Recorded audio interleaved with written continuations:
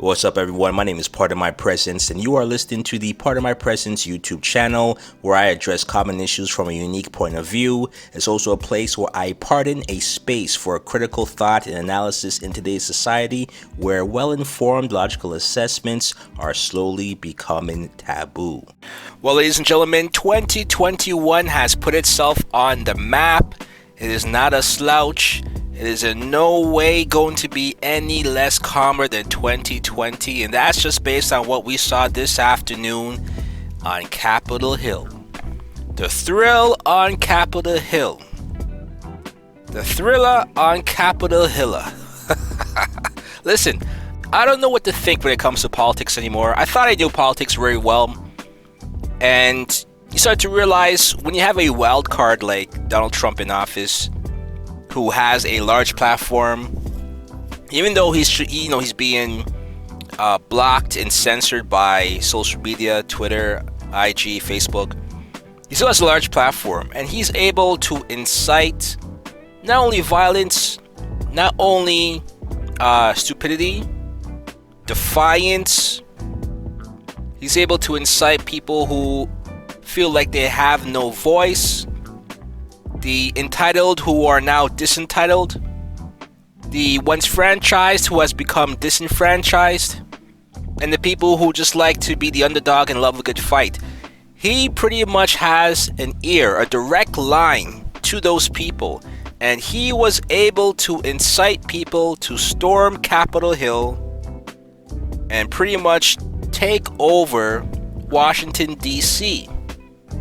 And I saw it happen with little to no weapons.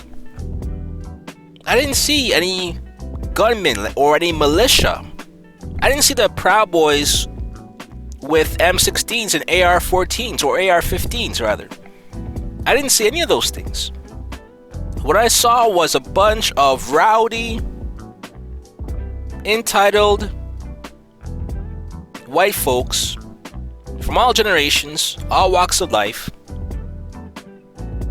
probably from all backgrounds,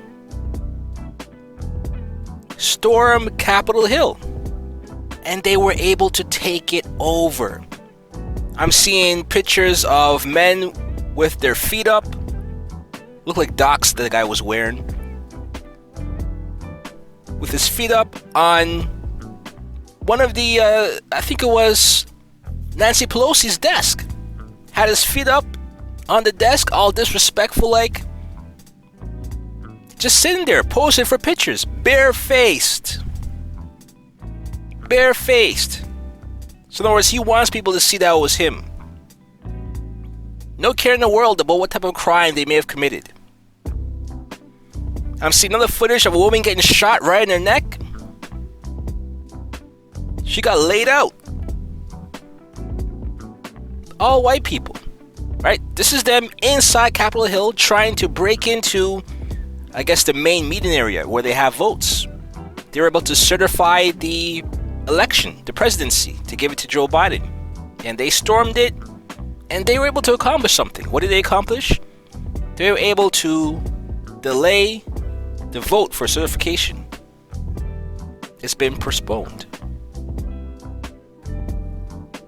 They had Joe Biden having to address the American public. They had Donald Trump have to come out and say, we need peace. They stole the election. They are bad people. I know how you feel. I'm behind you, but go home. So pretty much validate everything that you're doing. I support it, but you've done your job for today. Come back tomorrow. That's what I got from his message, right? But the interesting thing that I got from all of this, watching all of the lives on YouTube and social media, here's the interesting thing that I saw, and I wonder if you saw it too. Did you see how disengaged, how uninspired, the lack of motivation on the parts of the cops? When I looked at those policemen, I'm assuming that they're policemen, but they looked and operated like Walmart security or mall security, mall cops. Right? Or that old guy who's in the front of the bank thinking that he's going to stop a bank robbery. Right? They were unorganized. They were all out of position. A lot of them were unarmed. They were fighting with their fists. I've never seen that. A lot of them were holding on to the gates for dear life, hoping that these Trump supporters or terrorists, because that's really the right word for them, terrorists, were going to break through. And they were able to break through without any weapons. Without firing on any law enforcement, they broke through. Just by their sheer will. And it's not because they're a formidable group. It's not because they had a mass of numbers. It's because those cops didn't stop them. I saw one footage where the cop is inside Capitol Hill, where those guys stormed in, and he's taking selfies with them. The lack of motivation on the part of the security team, the cops. They didn't have much armor at all. I didn't see anyone with headgear. I didn't see any of those riot shields. Now, I'm going to put up a picture because not too long ago, right, just back in June, the summer, the Black Lives Matter protests, the riots, if you want to call it that, we saw police in riot gear, steel-toe boots, black on black, up to their head, mask on. You can even see who it was throwing you down, beating you with their baton, scraping your legs up with their bike when they throw it at you. Right? We saw all that. We saw them push an old man to the point where he fell all the way back and bounced his head on concrete. Skull fracture, bleeding. We saw all of that happen. But when it comes to protecting the nation's politicians, the elected officials, senators, will they all congregate in Washington, D.C., at Capitol Hill? I don't even think Martin Luther King was able to get that far to the buildings in Capitol Hill in Washington, D.C. They stopped his ass, but these guys, unarmed white people, they got through. How motivated were these police officers? We already saw a picture of a police officer taking a selfie with one of the terrorists inside Capitol Hill. So we already know that there's some type of allegiance between law enforcement and Trump supporters and white terrorism.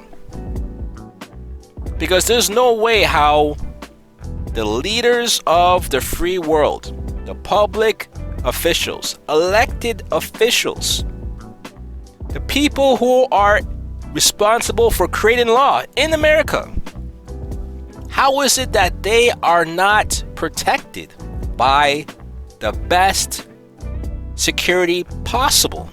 Isn't the White House in Washington, D.C.? How far is the White House from Capitol Hill? Right? How far are the other political buildings from Capitol Hill? So how is it that the nation's capital cannot be secured?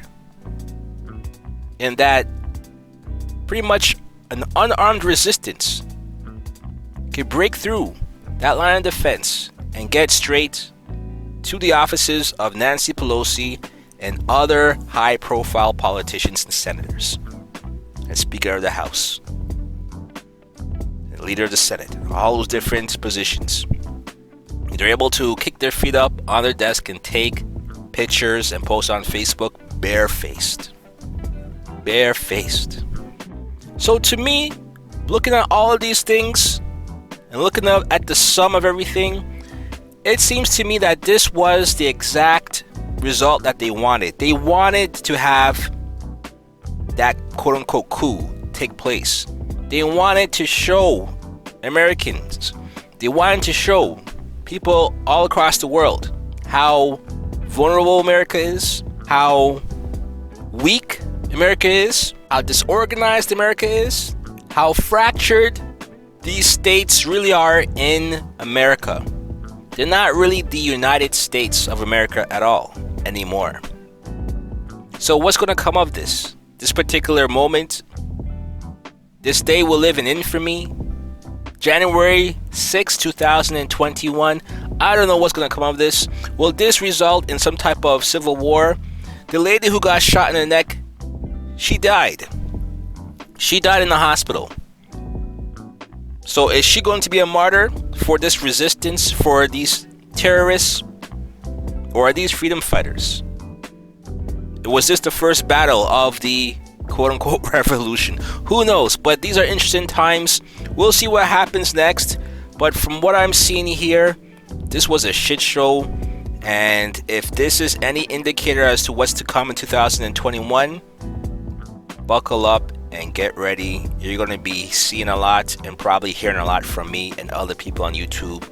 We're going to be reporting this. Until next time, pardon my presence. Peace.